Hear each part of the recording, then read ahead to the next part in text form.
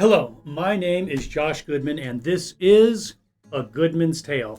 A Goodman's Tale is a place where we can kind of cut loose, let our hair down.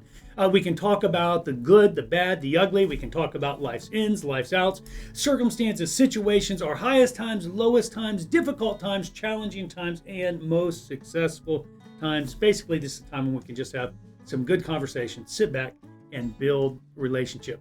Always remember that if you are enjoying these podcasts or however you're getting it via your social media outlet, then make sure you like, you share, and also subscribe. We would really appreciate that. All right, guys, let's get it.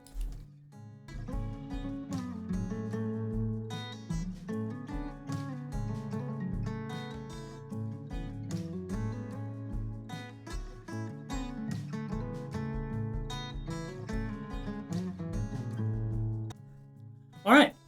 Well, now for the word of the day. As always, we discuss our either Hebrew or Greek word of today, and today's word comes from the ancient Hebrew, and it's one that we have heard around quite a bit, and so I'm really excited about this word today.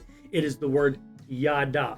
And if you are an old Seinfeld fan, then you know oftentimes they would use the phraseology yada, yada, yada, and that is this word. And the word yada, for the very first time, or one of the very first times we see it in the Bible, we see it in Genesis chapter 4, verse 9, and it says, "Then the Lord said to Cain, 'Where is Abel your brother?'" We know this story, and this is the story we're going to tell today.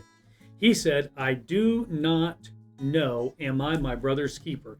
When he says, "I do not know," he says, "I do not yada." The word know is the word yada. And understand it's the word know in all of its forms. It could be know, known, to knew, have known, do know, will know, all of these things. And they all stem from the root word yada. And the root word yada, or know, is to know, to observe, to care, to recognize, to acknowledge, to be acquainted with, to be aware of, to comprehend, to consider, to discern, to discover, to be familiar with, to be friendly with or friend with, to be a kinfolk to be a kinsman, to be known, to learn, to be skillful, to be sure, of surety, to teach, to tell, to understand, or to have. And so we can see there, it's a whole lot more than our modern mindset of what it is to know. And so for us, we need to have that knowledge of knowing the Lord and having Him know us, or have yada. One of the words that closely relates to that we've talked about in the past is the New Testament word gnosko, to be intimately acquainted with, to know very well, to be skilled in, to be experienced in. It is all those things. And so we see in this story in Genesis chapter 4 that Cain is saying in regards to his brother Abel, I do not yada, I do not know, I have no knowledge of, I'm not skilled in, I'm not acquainted with, I'm not aware, for am I supposed to be so aware of my brother? Am I supposed to have such knowledge and to be skilled in and to have that depth of relationship? And of course, we know the answer is yes, you should be. As brothers and sisters, we should have that yada, that knowing relationship with one another. But before we get too deep into that, let's jump into today's icebreaker. First question, would you rather eat pizza or burgers? Now, you see, this is a tough one because oftentimes we've limited it to a plain burger or just cheese pizza. But just imagine you could have a pizza any way you wanted it.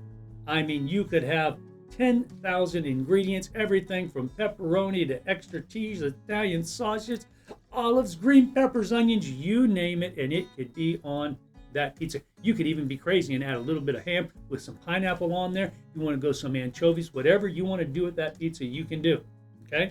Or a burger, and that burger could be a burger absolutely any way you want it. We're talking mayonnaise, mustard, ketchup, lettuce, tomato, onion. We could go Carolina style, start talking about some chili and some coleslaw on there. How would you want it? In whatever way you would want it, which would you prefer? Now, honestly, guys, I've got to think about this one for a second because I am a stone cold pizza killer. I love my pizza. I love extra cheese. I love pepperoni. Basically, any form of pizza that you can possibly get into, I love. But on this one, I think today at least, I'm going to have to go with hamburger. And personally, this is the way I like my burgers, right? I like them medium rare. I like them with a fried egg on top, lettuce, tomato, onion, cheese, and probably 2 things of cheese with mayo, mustard, ketchup, and hot sauce. Got to tell you, there's this place I went to down in Myrtle Beach where they do the smash burgers, and I got a double smash burger with cheese on it a few weeks ago. That thing was slamming. I believe the place's name was Berkey's or something like that. And just above, it was right between North Myrtle and Myrtle Beach, slamming. If you ever have the opportunity to go there because they are simply amazing. Okay, second question of the day. Did you answer, first of all, hamburger or pizza? You decide, tell me how you want it. Number 2, if you had the opportunity to go skydiving or to go hang gliding, which would you do? Locations vary. You can choose your location. If you want to skydive over the middle of the Pacific Ocean, so be it. If you want to hang glide from Mount Everest, so be it. You decide where it is you're doing it from, that destination. For me, I got to tell you, right, as I'm considering this, as I'm thinking about it, I have done the tandem skydiving a few times in my life. Had a great opportunity when I was about 18 years old. Me and my dad, we went tandem skydiving out at this place in Rayford, and I just had a great time doing it. Had a video of it for the longest time. That was phenomenal. And then for my son's 18th birthday, Anthony, I gave him a gift certificate for us to be able to go skydiving out at Rayford. That father-son thing that we could do. Now, it just so happened that it took from the time he was 18 till about he was 24 for us to actually go. But we had a great time skydiving that day.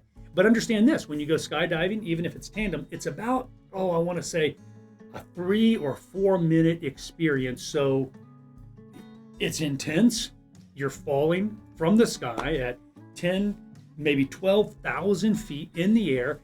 Extravagant, amazing, beautiful, wondrous, just out of this world, right? And then when you flip your canopy, you're kind of just going down, and it's wonderful. And it's the intensity of the experience that makes that one so worthwhile. I've never been hang gliding, but I know this, that when you go hang gliding, the experience is a much longer experience. You get to enjoy it much more. Perhaps the next time I make myself up to Kill Devil Hill up in the northern part of North Carolina, I'll try to get up there because they do a lot of hang gliding up there. But I will say, for the sake of the realization that I have never done it today, instead of choosing skydiving, I would absolutely choose to go hang gliding. And again, part of the reason for that is because I've never done it. Again, write down your answers. Let me know what they are. You can email us. You can text us. You can let us know in the comments here with this show. But let us know which one you would choose, because I am interested in hearing what you would choose. All right, let's jump into the convo for today. As you know, we talk about life's best moments, life's most challenging moments. Again, the up and the down, the good and the bad, and times when we've known what to do. And really today, what we're going to talk about is times when we've known what to do and we've not done that. It's as if there was a do not enter, and we said, I'm going to enter anyway. One-way street, you're going the wrong way, and we continue to go down that path. I can tell you, I can mark times in my life when I knew I was making the wrong decision, a stupid decision, a foolish decision, and nonetheless made that decision, went forward, crashed, burned with it, right?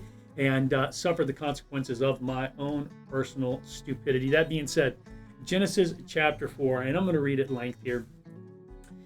Beginning in verse 1, now Adam knew Eve his wife, and she conceived and bore Cain, and said, I have acquired a man from the Lord.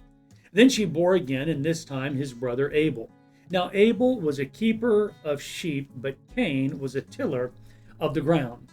And in the process of time it came to pass that Cain brought an offering of the fruit of the ground to the Lord. Verse 4, Abel also brought of the firstborn of his flock and of their fat. And the Lord respected Abel and his offering, but he did not respect Cain and his offering. And Cain was very angry, and his countenance fell. So the Lord said to Cain, "Why are you angry? And why has your countenance fallen? If you do well, will you not be accepted? And if you do not do well, sin lies at the door, and its desire is for you, but you should rule over it." That point of impasse, right there. There we are. You have the opportunity, and this is what it says. Verse 8. Now Cain talked with Abel his brother, and it came to pass when they were in the field that Cain rose up against Abel his brother and killed him. Mic drop. Bam, right? Then the Lord said to Cain, "Where is Abel your brother?" He said, "I do not know. Am I my brother's keeper?" There's our word. I do not yada. I don't have intimate acquaintance. I don't have experience. I don't know where my brother is. Am I his keeper? Is that part of what I should have that yada with? I have no, I'm not supposed to. I don't have that level of responsibility for my younger brother, when all the while we know, of course, especially as an older brother, especially as a family member, especially as being that kinsman, we do have that responsibility, okay? Am I my brother's keeper? Verse 10. And he said, "What have you done?" The words of the Lord. Oh, I can hear oftentimes when both my earthly father and heavenly father have said to me, "What have you done?" Dun, dun, dun, dun. The voice of your brother's blood cries out to me from the ground. So now you are cursed from the earth, which has opened its mouth to receive your brother's blood from your hand. When you till the ground, it will no longer yield its strength to you. A fugitive and a vagabond you shall be on the earth. You know, as we conclude that portion of the story, you can't really tell the story of Cain and Abel without going all the way back to the very beginning in the ancient book of Genesis. Genesis 1 tells the story of God creating the heavens and the earth. We know this. We're very familiar with it. The earth being without form. It's void. It's lifeless. It has no structure to it. And the Spirit of God just hovers over the face of the deep. Then we see God beginning to speak forth over the world. Let there, boom, be light. And there was light. Let there be light and stars and the moon, mountains and seas, waterfalls and stars in the heavens. Let the beasts come forth. Let the vegetation spring forth. And then finally, let us make man in our image. He's shaped. He's molded. He's created. He's fashioned by God. And there's not a helpmeet among all of creation that is found able to be man's helper. So God causes man to sleep, takes a rib from his side, and forms Eve, a byproduct of man, but a more refined, pure version of that man. And he calls her Eve, and they are man and they are wife. And Adam says to Eve, "This is flesh of my flesh, this is bone of my bone. For this reason will a man leave his father and mother and be joined to his wife." Well, we know, of course, shortly after the creation of Eve, or at some point, the serpent comes. He begins to speak to Eve. She is led down the pathway of sin. She is deceived, it says in the New Testament. Whereas Adam, he's not deceived in, and yet he sins. He falls into sin. He kind of sells out his heavenly birthright. God walks in the garden in the cool of the day, calls out to Adam, "Adam, where are you?" Adam hides from God, as if we can ever hide from God. God continues to call out. Adam says, "Well, I hid from you, Lord, for I was naked and I did not want you to see me." And God says, "How did you know you were naked?" And Adam says, God asks, "Have you eaten from the tree of the knowledge of good and evil, which I told you not to eat from?" And he says, "Yes, I have." And of course, we know this dissertation begins to take place where Adam blames Eve, Eve blames the serpent. God lays down judgment upon all three of them, upon the land, upon the beast, upon like every aspect literally of creation. And then sends Adam and Eve from the garden and posts a cherubim with a flaming sword at the gateway of the garden, so man cannot make his way back in and eat from the tree of life. Why? Because God did not desire for man to be an eternal creature and remain for eternity in is sin. That brings us to the point where Adam and Eve come together and begin to bear sons. Their first man-child is Cain, and he is a worker and a tiller of the field. Their second one is Abel. And again, there are many stories about Cain and Abel, and you hear different things that are kind of hypothesized in regards to these individuals. How Cain was more rugged and beastly, and he was a man of the earth and a man of the dirt, and Abel was more of a calm, circumspect sort of individual. And these same hypotheses will be made in regards to why God accepted Abel's and rejected Cain's offering. And they'll hypothesize and say, well, because it was fruit and not flesh, God rejected, or because it was a substandard offering and not the best of the best of the best of what he had, God rejected that offering. But all of those kind of things are just kind of hypothesized. They are, I'll say, kind of imagined, right? There are a couple of things that we know to be very factual and very true. And really, the facts that we have, you don't have to hypothesize on. You don't have to imagine, well, this individual was like that, and this individual was like that, and this individual's offering, the reason why it was accepted, wasn't accepted, and all these things. You can know that it comes down to this. The reason why Cain's offering was not accepted was because of Cain's heart. The reason why Abel's offering was accepted was because of Abel's heart. And I'm going to give you my proof and how I know why this is the case. I believe that God knew what was going to transpire because he's all-knowing. God allowed these things to transpire. I'm not saying God caused Cain to kill Abel, but what I'm saying is he knew. He is eternal. He's omnipotent. He's omniscient. He's omnipresent. And so being that he is infinite in all of his ways and he is sovereign in all of his ways, he knew the things that were going to transpire. But what I'll tell you is this, is that Cain didn't know what was going to transpire. As a matter of fact, Cain did not know the darkness of his own heart. He did not realize what he was capable of. God, seeing his heart, knew as he gave. Perhaps he gave substandard. Perhaps he gave grudgingly. Perhaps he gave of fruit when he should have been given of flesh. But at the end of the day, all that he was doing was from a place of a tainted and sin-filled heart. And we see that as that begins to come to fruition, right? And he goes to his brother. They're in the field. Well, wait, before he goes to his brother, God comes to him. What must it have been like to have God come to you post-creation, after the fall of man? Don't know what that looked like or sounded like. Don't know how God appeared to him, but we know that God comes to him. God says to him, Cain, why are you so upset? Don't you know that if you do what's right, then you'll be accepted? But if you do what's wrong, then you won't be accepted. Sin lies at the door, and you must become the master of it, because if you don't, it will master you, and it will destroy you. From that verse to the next verse, literally, from that verse, let me look at it here, from verse 6 into verse 8, when God says, Cain, why are you angry? And then finally in verse 8, just a couple of verses, now Cain talked to his brother Abel, and it came to pass that they were in the field. Cain rose up against his brother and killed him. And it's so interesting because Abel was not the one who rejected Cain's sacrifice. God was the one who rejected his sacrifice. But because of his jealousy for his brother, Cain rose up and he slew his brother.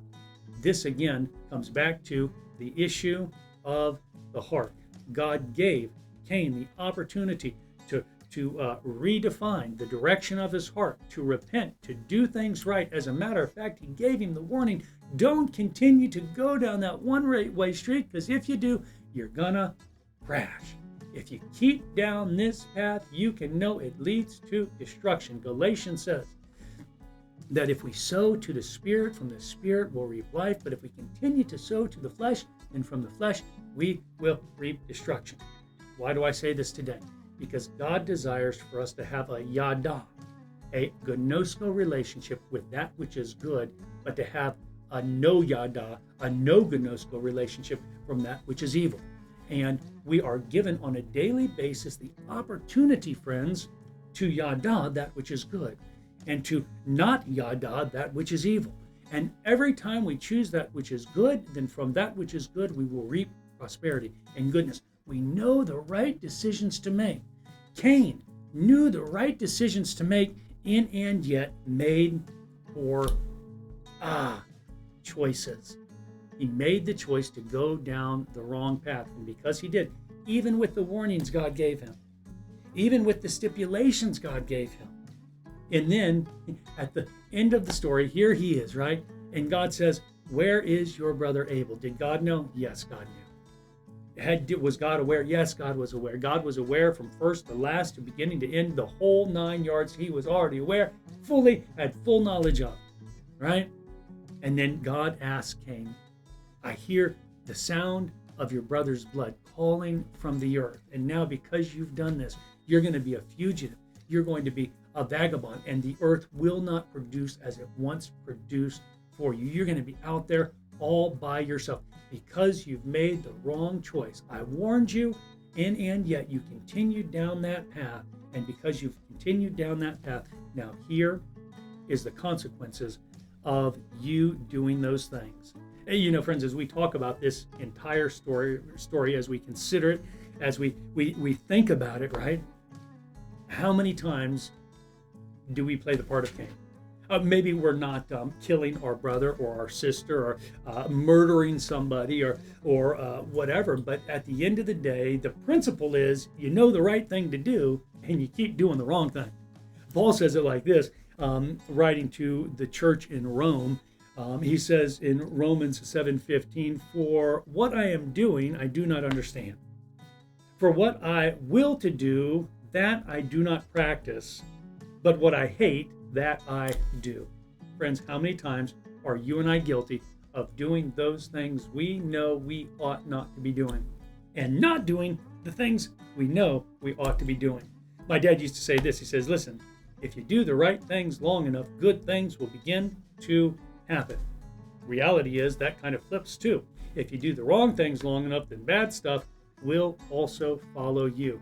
I know for me, I can tell you about stupid decisions, choices that I've made throughout my life that have led to literally just explosions, wrecks, dismemberment, dismantlement, challenges, difficulties when I've made poor decisions. What's funny, right, is when I've made poor decisions in my life and I've reaped the consequences, knowing as I reap those consequences, I knew the right thing to do. I didn't do it. And now these are the consequences. I was surfing down in the Dominican Republic goodness sake, probably now maybe 20 years ago, right? And I was a younger man then, and around 25 or so, and would go out probably when I shouldn't into surf that I probably shouldn't go out into. I've been out at a beach called Encuentro when the waves were 13, 15 foot tall. And if you ever want to kind of get an idea of how big that is, lay down on the ground and look at your house, right? That's about 13 to 15 foot tall. And these waves were that big. It was stormy. It was gnarly out. And it took me probably an hour to paddle out. And the waves are just huge and crashing, exploding. And I get out there and I'm finally out beyond the break. And it's taken all my strength to get out there. Finally, get out there and I'm riding these mountains of waves and they're just huge. And I'm getting up on the top and looking down over the face of them and they're just ginormous, right? And I get out there, and I'd worked all this time to get out there. I'd fought all this time to get out there. And then I'm sitting out on my surfboard, and I'm like, oh my goodness, I made it out here. And there's not a Coast Guard. There's not a lifeguard. There's no, if I go down in this storm, there's literally nobody to save me. At one point, a couple days later, I was back out, and trying to surf, and literally the waves were so big, got slammed, tried surfing one, right? Tried catching it, and it broke on top of me. It broke too fast, literally drove me down to the coral bed there and pushed me down. I pushed off the floor of the ocean, finally get up to get my breath, take a deep breath, and there's another wave slams me back down. And literally I'm in what the surfers call the washing machine, where I'm just tossed and I'm torn, my ears are popping, I'm being pressed down by the wave. And all that is inside of me is saying, fight. You got to fight. You got to fight. You got to swim back up. You got to do all that you can do. And I took a moment and I said, wait, let the wave pass. Then when it passes, you can kick up. It's pressing down. It's pressing down. You made this stupid choice. You're reaping the fruit of your rewards. You're in this literally life-threatening situation where you may not come back and it's pressing down, but you need to be calm. Do not panic. Hear me today, friends. You may be in a situation where you've made poor choices and the waves are plowing on top of you. Circumstance, situation, problem, happenstance, just pushing you down. If I could give you any bit of advice today, number one, don't fight, don't push, don't do anything yet. Don't panic. Don't allow fear to come over you, because that will be your first mistake. Take a couple of moments and find your peace. And then at that point, kick off the bottom of the ocean, swim to the top. You'll find that you will be okay. One other quick story, and then we're going to close today. Years ago, Rebecca Lynn maybe it was Taylor, one of the babies, was a baby. We were, Amber and I were driving up in the mountains of West Virginia, and we were going up there, I don't remember, for a board meeting or a conference or something. And as we're driving, as a matter of fact, I believe we were driving home. Yeah, we were driving home. This car crossed 3 lanes and began to swerve over into my lane. Now, as it did, I swerved out of its way. As I swerved, my car lost traction, began to skid, going 80 miles an hour down the interstate. Being inexperienced in this sort of emergency situation, I made poor choices. I slammed on my brake in the middle of the interstate, do a 360, slam into a guardrail. Everybody's okay, everybody's all right, but not the best possible outcome. I could have made better choices. A few years later, back down in the Dominican Republic, I'm driving home from Santo Domingo up to where we lived in La Vega. As I'm driving, a car comes out in front of me. As it does, and it's like I swerve. As I swerve, same thing happens. Check this out. I remember from years ago, do not slam on the brakes. Don't panic. Instead, do the illogical thing. You feel like what you need to do right now is slam on the brakes, but if you do that, you lose control. But if you'll simply give a little bit of gas, you'll once again regain traction and take off. I was in a Saturn in West Virginia. I was in a Montero in Dominican Republic. Saturns have better traction than Monteros do, right? And here I was in that Montero, begin to lose traction. If I were to have slammed on my brakes and panicked at that point, chances are the car would have rolled with me, my mother-in-law, my wife, my children, all in it.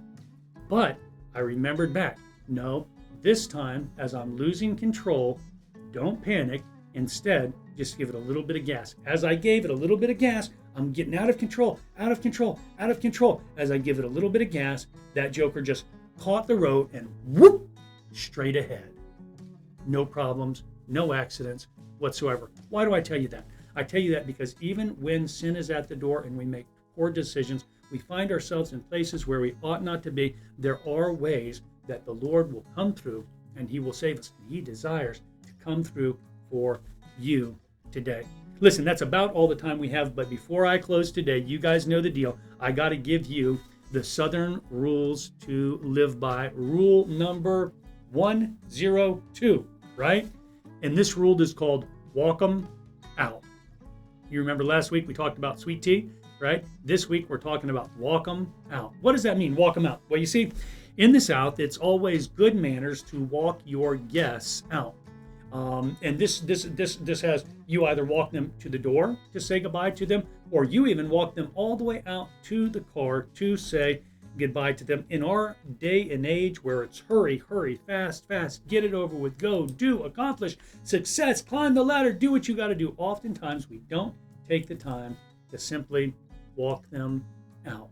Walk friends, walk family members, any guests, walk them out. I can tell you this, right? That when you walk a friend, a family member out to the car, that the walking out process, though we want it to be speedy, fast, hurry, right? The walking out process can take anywhere from, 30 seconds to 2 hours. And if you're from the South, you probably know what I'm talking about. You begin to walk that friend or family member out, right? And then you're standing out by the car and you start into a whole nother conversation where another 30 minutes, another hour, another 2 hours later, you realize that you're standing there with the door open and the alarm for the door is going off, ding, ding, ding. It's been going on for 2 hours while you've been having this great conversation, this great relationship builder with something else, or with someone else, and it's taken that 2 hours to finally get to the point where there's a lull in the conversation long enough for you to hear the door dinging.